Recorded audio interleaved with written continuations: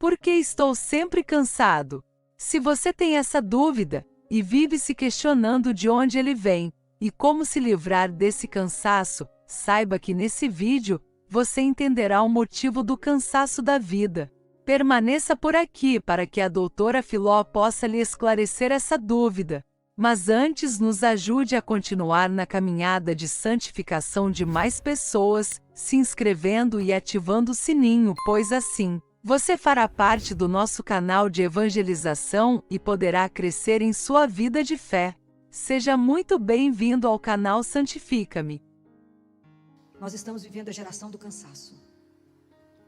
Todo mundo se encontra cansado. Como é que você está? Morto? Estou cansado. Não dormi, estou trabalhando demais, estou correndo demais. Para você mais escuta, estou cansado. Estou falando alguma mentira? A sociedade do cansaço. Até as crianças estão cansadas. Seja por uma sobrecarga, 9 horas de festa no domingo, segunda-feira, estão mortos. Não consegue nem examinar, porque está morto, não consegue nem abrir o olho. A família está preocupada, não tem um excesso. Então, por que estamos cansados? Vocês têm uma ideia? Pensem bem. Nós somos cristãos, todos fomos batizados. Somos irmãos. Podemos até não ter muita consciência, nem viver assim, mas somos irmãos. E formamos o corpo de Cristo. O que Jesus falou do cansaço? Vinde a mim. Eu. Estão buscando o recurso no lugar certo? Então precisa a gente pensar. A nossa caminhada espiritual, a consciência que nós somos peregrinos, viemos dele, né? Viemos do amor e voltamos para o amor, nós temos um caminho. E nesse processo, desde o momento que eu fui batizada, fiz a primeira Eucaristia, fui crismada, nós temos um caminho de conversão. Então eu preciso entender, de verdade, olhar para mim e falar, o que está me desvitalizando? O que está tirando a sua energia espiritual? Por que você está sem, aquele povo está abatido?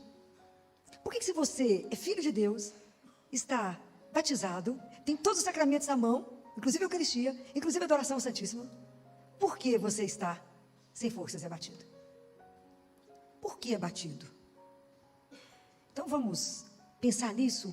Será que eu sou desvitalizado interiormente porque eu não confio no amor de Deus? Eu não confio que de verdade eu sou a filha única, o filho único, e que o olhar dele está sobre mim. 24 horas. Até enquanto eu durmo, ele toma conta do meu sono. Afinal, eu não acredito de jeito nenhum. Será que dentro de mim carrego tanta mágoa, uma ausência de perdão, que não me deixa caminhar? Aonde está o problema na sua vida? O que você perdeu? Às vezes eu perdi meu primeiro amor, que é Jesus. Eu estou falando do primeiro amor, é Ele. Daquela paixão de quando a gente o descobre e se apaixona. E eu vou levando a minha vida espiritual igual uma tralha. E entre tantas coisas que eu sou, então, o que você é? Eu sou casado, eu sou professor, eu sou advogado, eu sou arquiteto. Entre tantas coisas que você é, você fala, não, também sou católico. O que significa isso? O que isso muda? O que isso impacta na sua vida? Compreendem? Porque enquanto eu não entender aonde está o problema, que eu estou adoecendo do ponto de vista espiritual, eu não tenho a cura. Porque eu não busco nem no lugar certo. Então, às vezes eu não confio em Jesus de jeito nenhum. Eu confio, mas eu não confio. Eu leio essa palavra de Deus, mas ela não é para mim. Essa multidão abatida não era eu. Cansada não era eu. A gente acha que Jesus quer uma coisa grandiosa, maravilhosa. Não. Ele quer você dentro da sua casa, dentro do seu trabalho, aonde você estiver, vivendo como cristão. Dando testemunho de que crê em Deus. Isso hoje em dia não é brincadeira. Anunciar Deus com a sua vida. A fé verdadeira é aquela que não contradiz pelos meus atos o que eu falo. Ok? Então eu não posso falar que creio em Deus e ter uma atitude de desespero. Eu creio em quem? Em Deus. Então eu não posso, a minha fé, ela tem que sustentar a minha vida. Compreende como é que eu tenho que passar por um processo de conversão? Então por que eu preciso me ver e falar, por que eu estou desvitalizada? Por que eu não consigo anunciar Jesus se eu não consigo falar dele pela minha vida? Por que eu não consigo ser dócil? Por que eu não consigo ser gentil? Por que eu não consigo ser generosa? Por que a fofoca me atrai tanto? E eu fico louca para falar dos outros. Não, passou uma fulana, achei a roupa horrorosa. Estou louca para falar com alguém que a roupa dela está horrível. Não guardo, não consigo guardar a língua. E São Tiago fala, no dia que a gente aprender a frear a língua, nós salvamos o corpo. Dar testemunho de Deus, de que a gente é cristão, que a gente é cidadão do céu, que está aqui de passagem. Não é uma brincadeira. Mas para que eu possa fazer isso, A minha vida tem que estar fundamentada em 4 coisas. Quais são? Porque não é do nada, é um processo. O meu processo de conversão, ele é diário. Então, são 4 coisas que a nossa vida tem que estar fundamentada. A primeira é na fé dos discípulos. A nossa fé é apostólica. Igreja católica, apostólica, porque veio dos apóstolos.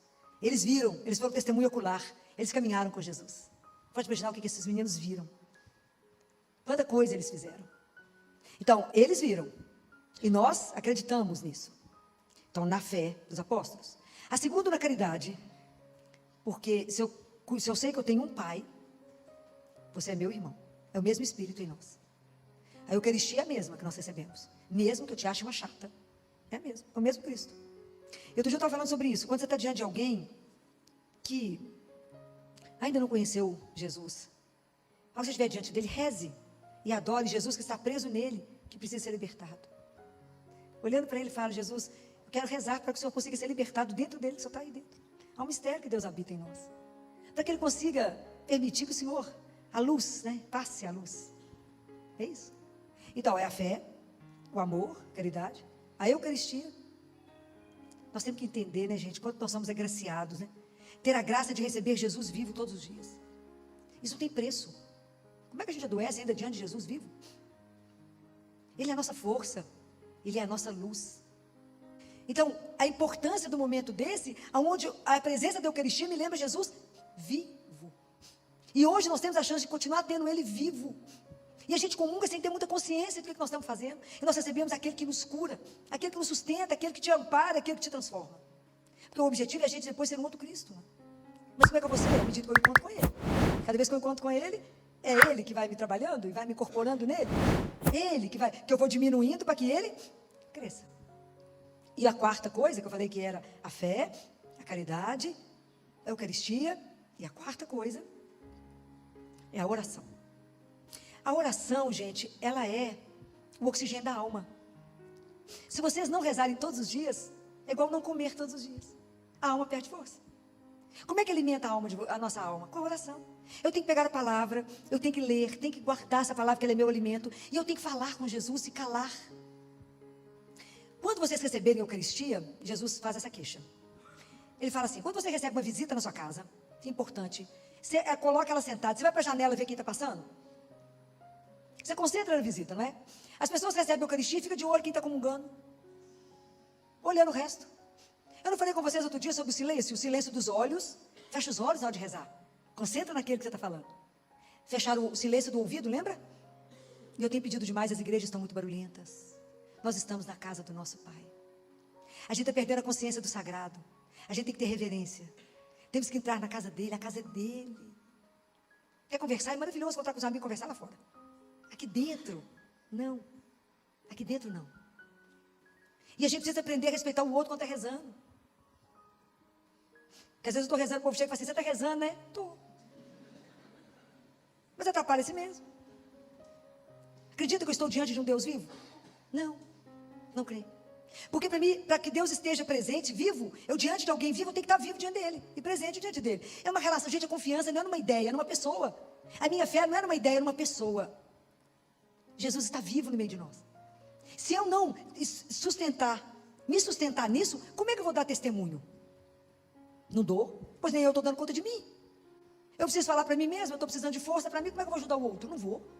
Então Jesus conta com cada um de nós e não tem como a gente escapar. Mas isso é necessário que a gente esteja de verdade empenhado na nossa vida espiritual. A vida espiritual é uma coisa séria, isso não é uma brincadeira. Não deixe para descobrir isso na hora da morte. Descubra agora. Que a gente caminha com Ele. Ele é aquele que é o nosso... Ele falou: eu caminharei com vocês como companheiro de caminhada para a eternidade. E se o fardo estiver pesado, eu carrego para você? Existe uma doçura igual a essa? Não, não existe. Não existe. Mas eu tenho que falar com o meu irmão da experiência de Deus. Eu encontro as pessoas aflitas, angustiadas, agoniadas, e falo com ela: eu tenho um tratamento para você? Tem. É Jesus. Vejo o povo aflito, agitado, nervoso. Falo: para, meu filho, por que você está assim? Estou angustiado, não sei que decisão tomar, filho. Falei: mas tem uma pessoa que sabe. De graça. Por enquanto ele é de graça. Por enquanto eu tenho fila, porque as pessoas ainda não acreditam que ele está vivo. Mas vai no Santíssimo e fala com ele. Fala: Jesus, eu preciso tomar uma decisão. Só me ajuda. E às vezes quando você fala da palavra de Deus e fala o nome dele, as pessoas já começam até, às vezes, chora, porque tinha esquecido.